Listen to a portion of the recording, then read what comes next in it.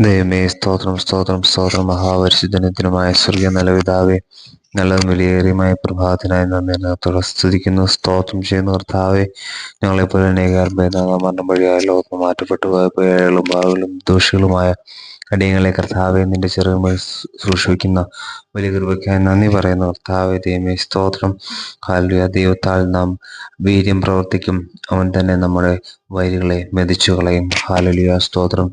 ഈ പ്രഭാതത്തിൽ അടിയങ്ങൾക്ക് നീ നൽകിയ നല്ല വചനത്തിനായി നന്ദിത്തോടെ തന്നെ സ്തുതിക്കുന്നു, സ്തോത്രം ചെയ്യുന്ന കർത്താവെ. ഹല്ലേലൂയ.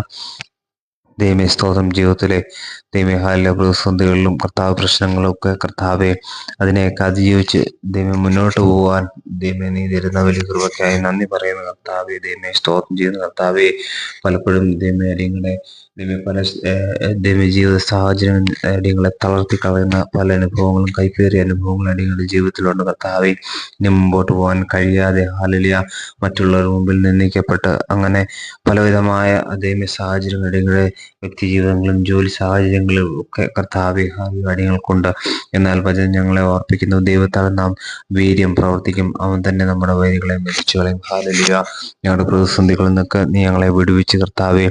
ദൈവമേ, ഹല്ലേലൂയ. അതിശയകരമായി ദൈവമേ അത്ഭുതകരമായി നീ ഞങ്ങളെ വഴി നടത്തുന്നതിനായി നന്ദി പറയുന്നു കർത്താവെ. ഹല്ലേലൂയ.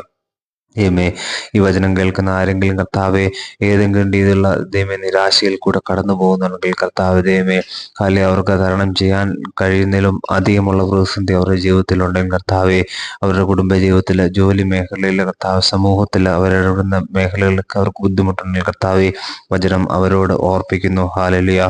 ദൈവത്താൽ നാം വീര്യം പ്രവർത്തിക്കും, അവൻ തന്നെ നമ്മുടെ വൈരികളെ മെതിച്ചു കളയും.